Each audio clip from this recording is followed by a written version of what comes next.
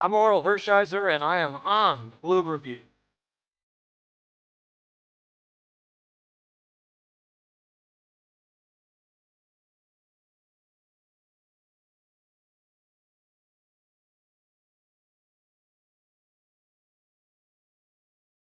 Hey, this is Sean Green. You're watching the Blue Review.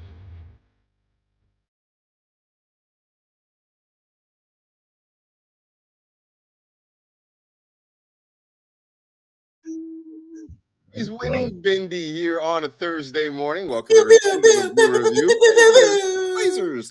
Welcome to the Blue Review presented by LAX. I'm Marcas Grant. That is Greg Bergman. I know you said going into this series that, you're excited about it, you're interested in it, but it wasn't really going to mean a whole lot in the grand scheme of things. But now that the Dodgers have taken 2 of 3, would you like to revise that statement? No, it doesn't. It still doesn't mean a lot for that. It just feels good to then do again at the beginning of the season when the Padres are feeling good and the fans are feeling good and they get the first game. They're like, "Oh yeah, we're in first place. Look at that. We have a half a game lead, and this is all this stuff." And now they are a game and a half back because the Dodgers are just better than they are and won 2 out of 3. Last night's game, like it wasn't even close. The Padres looked like the Padres who couldn't hit, and the Dodgers are starting to look like the Dodgers again. Yep, Dodgers a 4-0 win, and it was a lot of Shohei, not all Shohei, but a lot of Shohei involved in that one. So we'll get to that and a little bit more as well. But first, want to let you know that the Blue Review is powered by LAX. LAX is preparing for a huge win against traffic. The Skylink train is currently in testing to ensure it's a fast and reliable ride to every terminal. For more information, visit lawa.org/ESPN. So, last night was another Shohei Ohtani showcase, and it got going on the very first pitch of the game. I was on my way from the house. Actually, I was in the car and was playing one of my kids' songs. So I did not hear the beginning of the game. I get out of the car, and all of a sudden it's 1-0 because on the very first pitch, Shohei hit a bomb.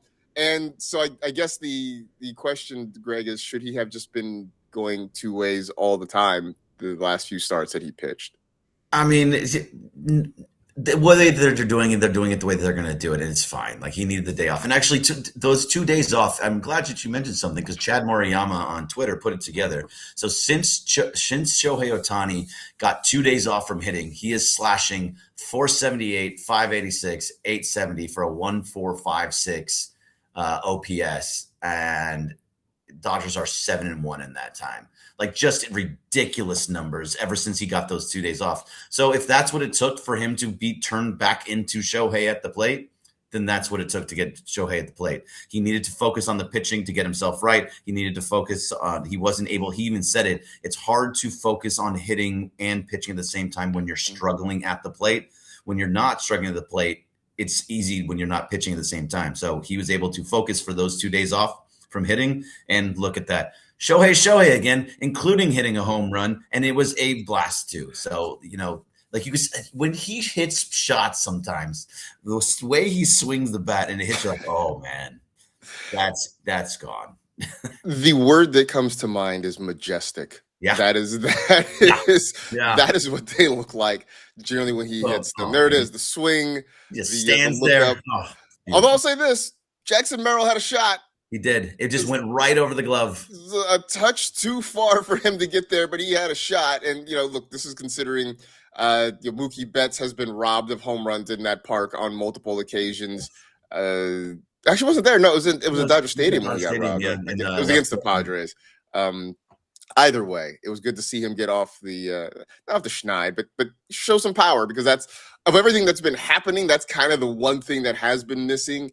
The fact that he has, air quotes, only 8 home runs at this point in the season seems a little bit surprising to people, but that was good to see him start the game with a bang and give himself run support, because generally the Dodgers don't do it for him most nights. So he had to make sure he helped himself out. And it sort of was necessary in a lot of ways, Greg, because I know he went through 5 shutout innings, but it was not clean. I mean, he dealt with a lot of stress. He threw 23 pitches in that first inning. It was not the easiest 5 innings for Shohei last night. No, it wasn't. He was a little bit wild, and it really started in that first inning. It was against, I forgot who the batter was, but it was, who was it? Was it Andujar that that went for Yeah, like he went went 12, 11 or 12 pitches? finally struck him out, but it took a while. Yeah, it took a while, and that all of a sudden, then you're looking at his pitch count. It's like over, up, up, up, and this is the first time this season that Shohei has not gone 6 innings. He only went 5. It's like only went 5 and got a win, and only gave up 3 hits. Like this and this. So you have that where he didn't go 6 innings, which he has every single time, and he gave up the 3 hits, but that's on pace for him. I don't think he's given up more than 4 hits in a game yet. So his ERA is crazy down. But the fact was, he was a little bit more wild yesterday. They were fouling off a ton of pitches off of him, and he was having a tough time putting guys away. He typically has 7, 8 strikeouts, and I think he only had 4. Only 4 last night. Yeah. It just the put away pitch was a difficult one, and that was the same issue with Yamamoto. Remember, so sometimes it's the team. The Padres, for their lack of offense that they have, they do not go down easy. They walk a ton. They do put the ball in play. They do have long at bats, and that's what they're doing. That's what they did against this pitching staff, and it hurt Shohei last night. Not to the extent of get runs. He had those moments. He had first and third, and grounded double play, got Tatis to go there and let out a huge roar. Actually, I think it was bases loaded because he ended up walking Fermin to load the bases with 1 out, and he gets a visit from Mark Prior. Look, I don't know what Mark Prior said to Shohei, but whatever it was, 1 pitch later, Tatis hits a ground ball to shortstop, 6-4-3, nice as you please, and you're out of the inning. And I always love those moments when you see like really big.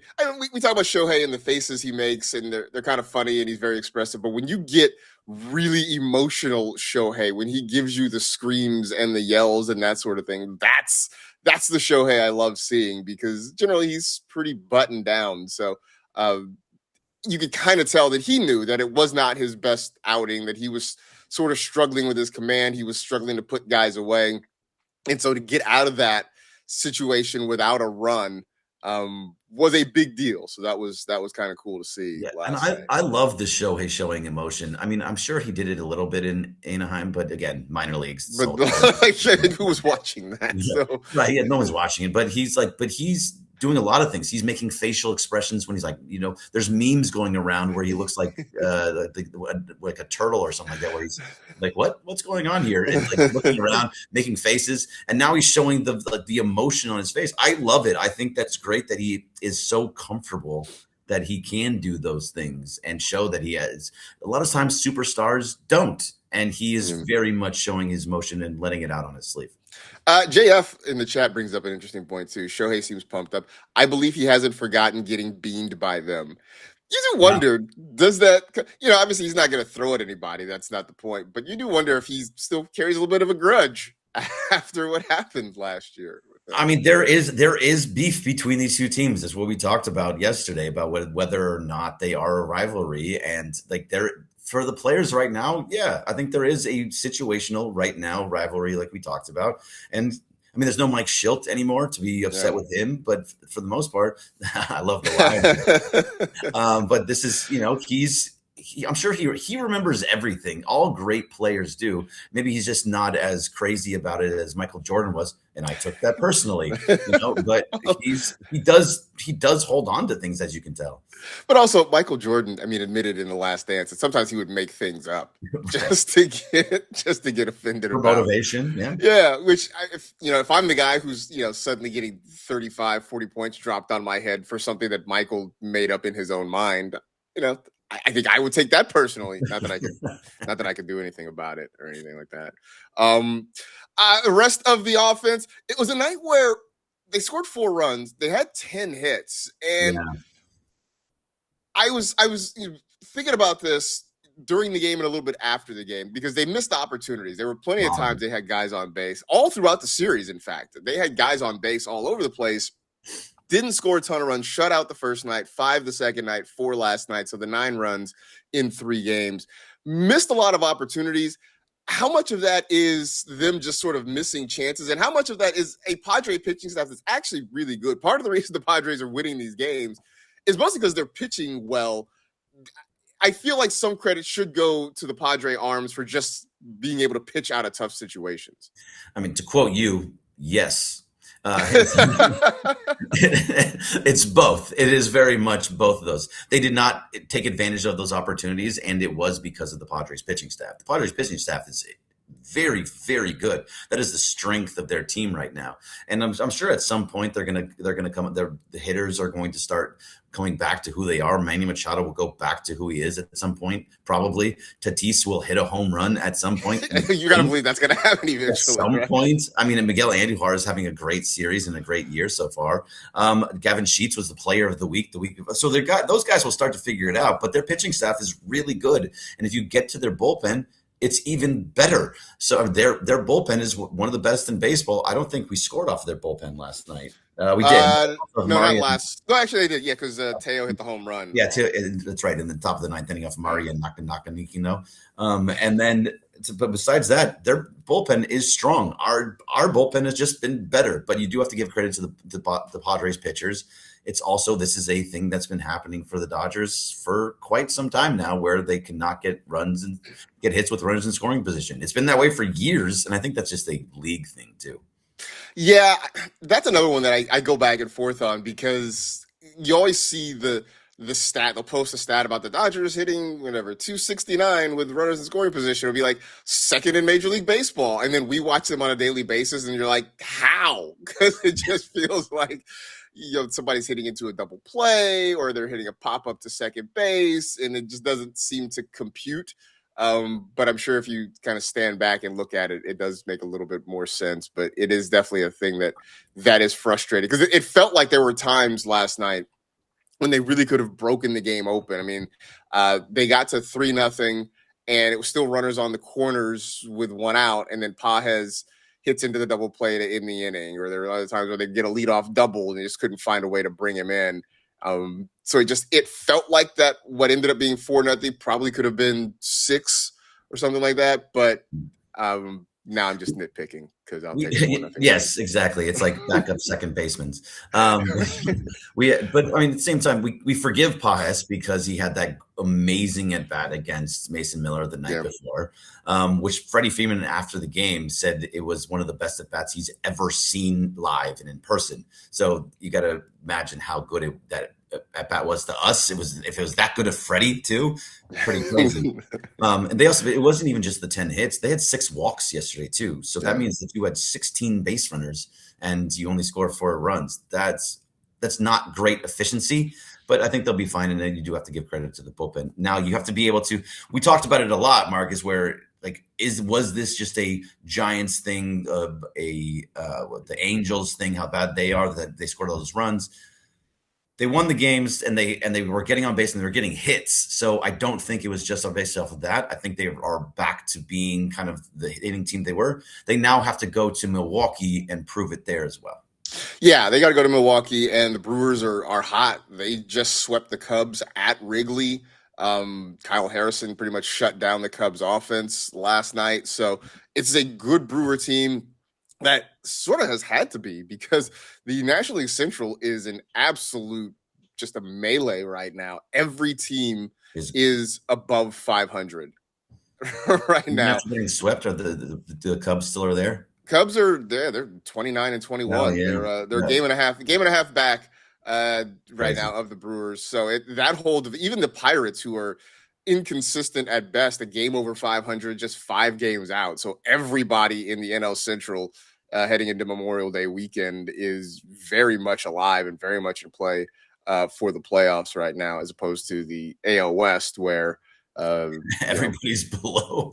you got the West Sacramento A's a game over 500. Everybody else has a losing record right now. Just terrific. Which, by the way, I know this isn't Halo homers or whatever, but the Angels are 16 games below 500. They're only 8.5 out. So yeah, that's whatever. That's crazy. They're also the worst team in the American League. So they are actually the worst team in baseball. Well, it's baseball now. They Yeah. they are 2 games worse than the Rockies right Wow. now. And So, 3 games worse than the Giants. Ugh. yeah, Ugh, yeah, terrible. yeah. I mean, the West outside of the Padres, and I guess the Diamondbacks have made a run. Diamondbacks are decent. Yeah, they're competitive. But that's pretty much it right now.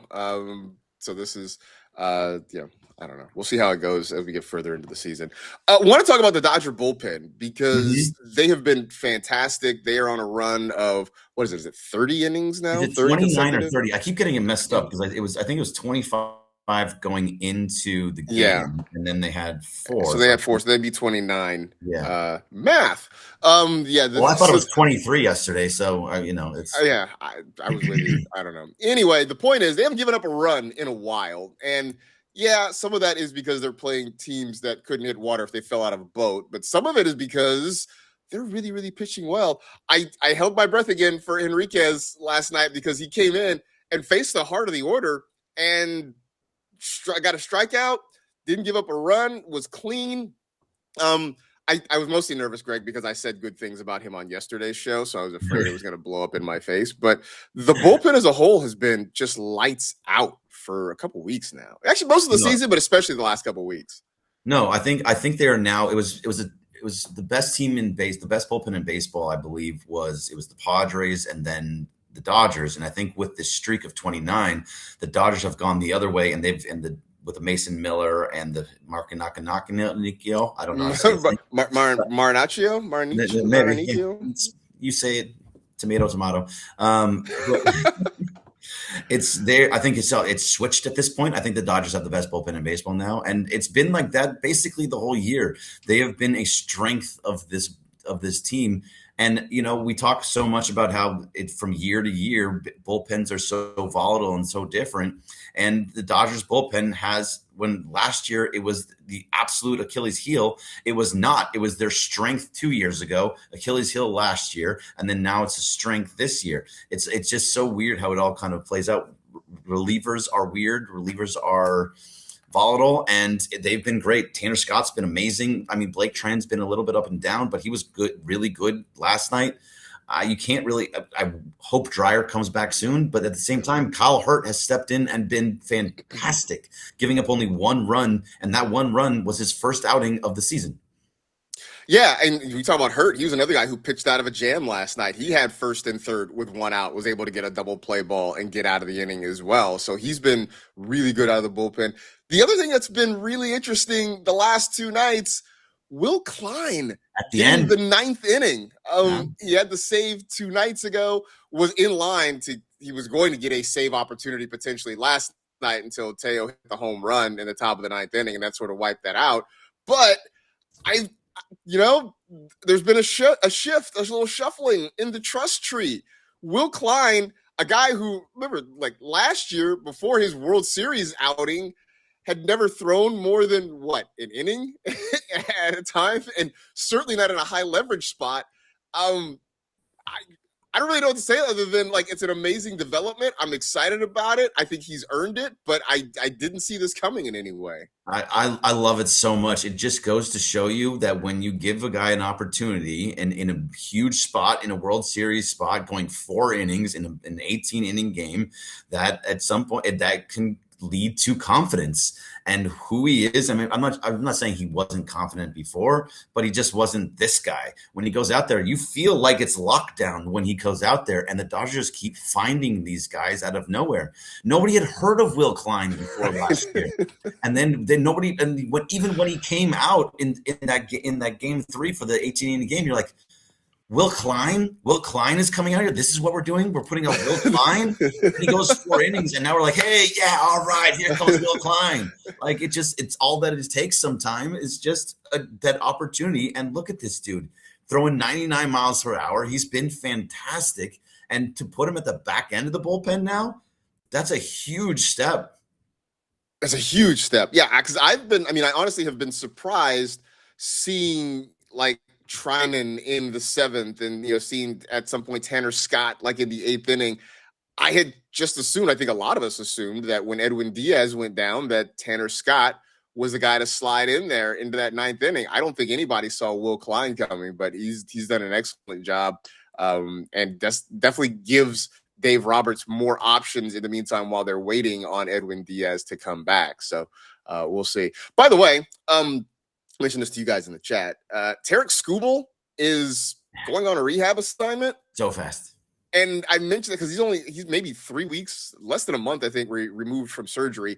I mention it because he had the nose needle, whatever it is, surgery on his elbow to remove loose bodies, the same surgery that Blake Snell had.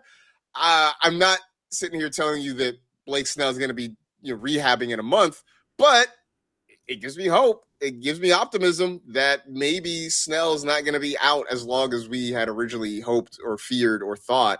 So it's just something to kind of keep an eye on. That's all I know. Now he had only one loose body, where I believe Blake Snell had 3. So I don't know if that makes any type of difference. Good question. They're going to hold Blake Snell off, but no, this is what Dr. Clapper told us too. That you can be back to pitching and back to yourself within a couple of weeks if you do this the right way, and depending on the severity. So, and we talked to Ari yesterday about how Skubal has a different situation that he's working towards right now.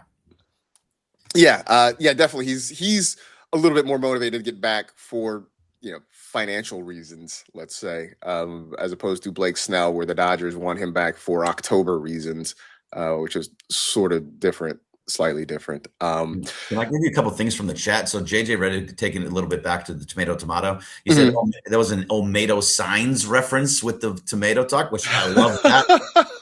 We got a lot of little Olmedo Signs reference. I haven't heard that name in many years.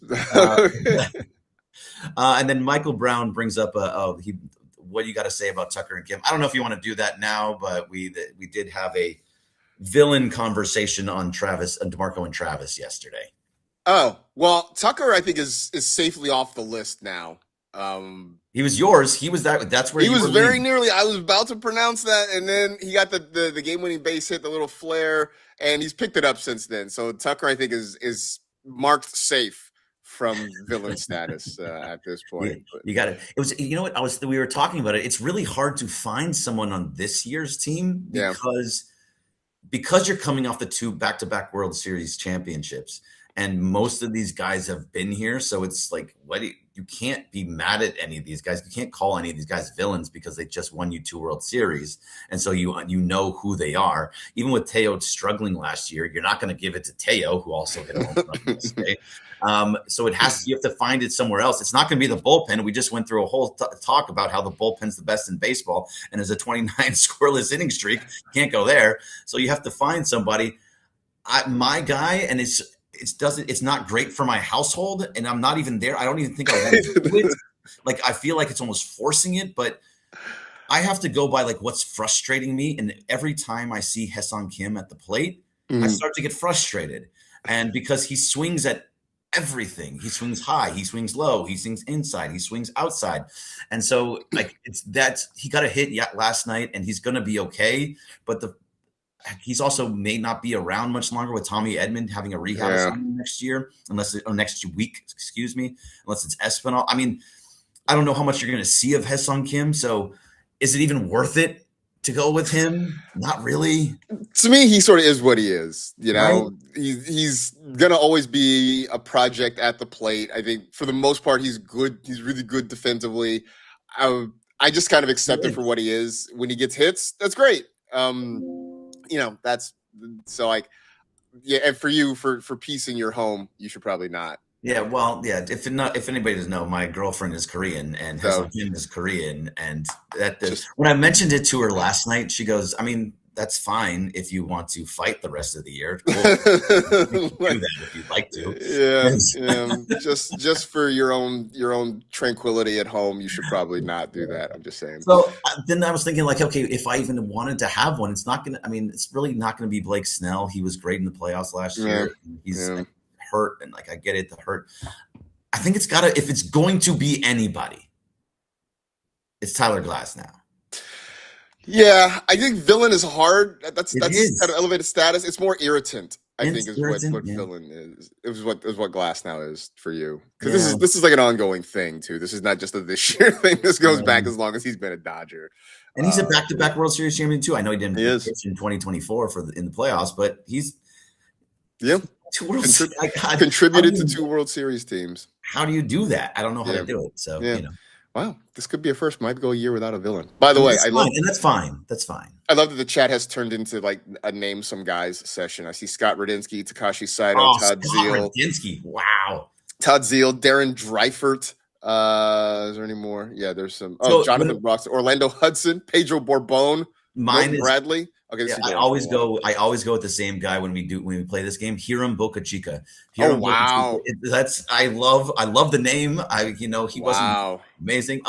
Orlando Hudson, the O-Dog's great. O-Dog, man. Milton Bradley. Yeah. We can go Casey Blake. We can keep going for a while. Anyway, I liked Casey Blake. Casey Blake was my favorite Dodger for a good 6 months. Wow, so really? I understand. He came with some big hits. That's crazy. All right, we can keep going on this, but we got to go. It's time for us to sign off. Stick around. The Sit Down on Cap Morning Extravaganza is coming up next. Y'all stay in the chat. We enjoyed it. Y'all keep naming some guys. That'll be fun. We can go back and read it later. Maybe we can read it tomorrow since there's no game tonight. The Dodgers are off. They're traveling to Milwaukee. But thanks to Tim for production assistance. That'll do it for this edition of the Blue Review presented by LAX. For Greg Bergman, I'm Marcas Grant. We'll see you tomorrow, 6:30, 6:55 here on the ESPN LA YouTube channel. See ya. See ya.